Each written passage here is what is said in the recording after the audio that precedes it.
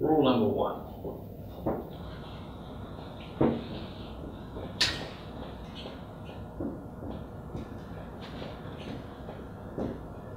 Rule number 1 is use active language. Does anyone, passive versus active, do people understand the distinction between that? So an active sentence is when the thing doing, where the subject of the sentence is the thing doing the verb, okay? So, Scott dropped the pen. That's an active sentence. The pen was dropped by Scott is passive. Right, so if I add the extra word by in there, by and words like are, like being words, they're examples of it being passive. The very first thing you want to do is look to make sure that the words you're using are active. Why active? Because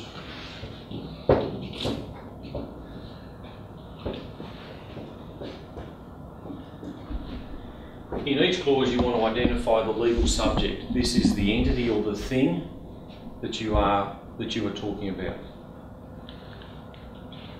Right. And this is why it has to be active, because it's going to be doing it. 3.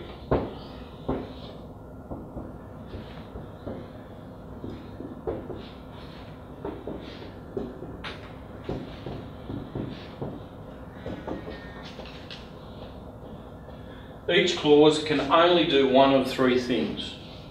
Only. It can impose an obligation, grant a right, or define something. That's it. One thing per clause and one thing only, and it's only one of those 3 things. It's not an expression of intent. Right? And the obligation will be phrased in terms of will or must. The right will be can or may, and defining something, it'll be means or is. So a good clause will begin legal subject, will, must, legal subject, can, may, or the thing that I'm defining means is. That's how it will start.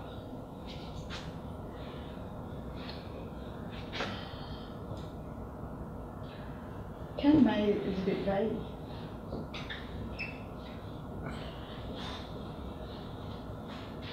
In what way?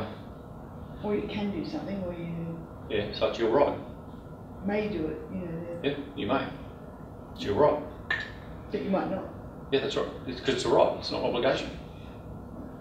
Okay. If you must do it, you got a will or must. It's an obligation to do it. Yeah.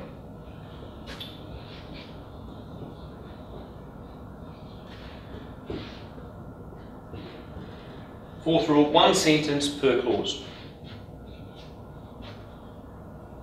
Don't go into elaborate long paragraphs that go down the page like an army of ants that are impossible to read.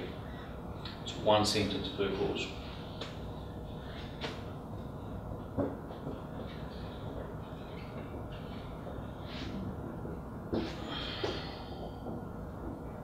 And the final rule is deal with the real world, not the legal world. There's a problem for lawyers more so than it is for you guys. But so with these things together, we get active. You get clauses that looks like a director must do A, B, and C, and then I'll move on to the next clause. A director may, all right, etc. Yep. Do you mind just defining the fifth? So I was going to summarise this and then come down to the 5th one because it requires a little bit more explanation, right? These rules end up with clauses that are wonderfully elegant, simple, they breathe, they're easy to read. You know, it's will or must, can or may, not shall. Shall is the one that is completely ambiguous. Sometimes it's permissive, sometimes it's prescriptive, etc. If there's the word shall in it, it's either something like London or Brick, your lawyer didn't draft it, they got off a precedent. It's just been hanging around for years and years and years and years. No one can change the word. Deal with the real world means this. What you don't want with your agreements is to have the enforceability of them depend upon legal concepts that only a judge can ultimately decide. Because that's where cost comes in. That's where you pay lawyers to interpret the document and they can't do it because they don't really know. And you get advices back that says, Well, it all depends on what a court would rule. A court might do this and a court might do that, and we don't know, and please give us your instructions. And you tear your hair out and you've just burnt $4,000. You've got nothing for it. In fact, you should be able to read the contract. If you can't read the contract, if you've been to year 10 and you can't read the contract and understand your rights, you are entitled to have it redrafted. There is absolutely no reason why a contract cannot be drafted in such a way that can be understood by anyone with year 10 English. Would that, just, I don't know if it's a side note or not, but would that be the same for a lease or something like that? Same for a lease. Same for a lease, right? There's no reason. Because it should be as simple as it's just a list of the things you must do and the things you can do. And the definition of the things that are not quite understood, right? So the premises means blank. Okay, excellent. I know what the premises are. Now, you may use the premises. You must not use them in this way. It shouldn't be hard. It's obligation, right, definition.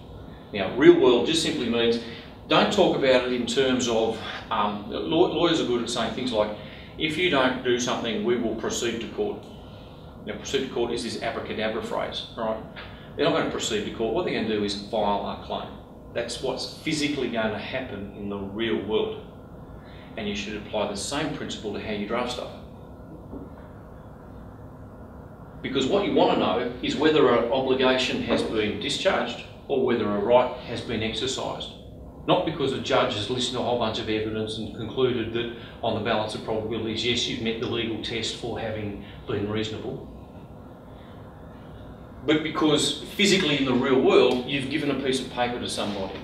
Physically in the real world, you've put your signature on something and said, I exercise my option, right? So it's quite common for some people to say, if an option's been validly exercised, then we get the lease renewed. But validly exercised is left open, it's not properly defined, right? You can nail it down. If I give you a piece of paper that says I exercise the option, then the option is exercised. That's dealing in the real world, physical, the 3D world.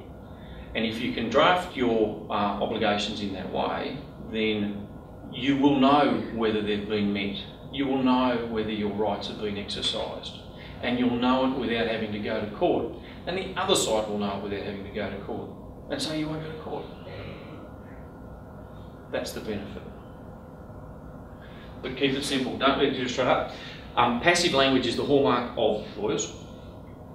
And it's wankery, right? Passive language is ambiguous because you get things like, if there shall be a termination of employment, then there shall be a payment of 1 week's pay. Now, think about that. It's passive language. I haven't identified a single legal subject, and I haven't imposed a right or obligation on anybody because I haven't identified who it's about. If there shall be a termination of employment. Well, whose employment? Is it like anybody's? Because there's a termination of employment going on every moment of the day. Or is it yours? Do I have to imply that it's yours from the terms of the contract? Okay, let's apply it's yours. Is it resignation? Is it redundancy? Is it termination by the initiative of the employer? Who knows? Because it's passive. It's defining a state of affairs, not an action of somebody. And there must be a payment. Well, who's got to pay it? Okay, is it going to fall out of thin air? No. Right, I got to that problem because I wasn't active, I didn't identify the legal subject, and I wasn't rigorous about only dealing with obligations, rights or definitions. So the employer may dismiss the employee on 1 week's notice. Excellent, now I've got a right. I know whose right it is, and I'll know whether it's been exercised. If the employer dismisses the employee, they must pay. Okay, now I've got an obligation. The more that it sounds like legalese, the less well drafted it is, because the more likely it is to be ambiguous and lead to disputes. You can do this in your letters, in your simple little clauses that you agree with people. Keep it active. Always identify whose obligation it is, whose right it is, or what's being defined. Keep it simple, 1 sentence per clause, and think about the real world. Okay. Any other questions, queries? All right. Excellent. Thank you, guys. Thank you. Thanks very much.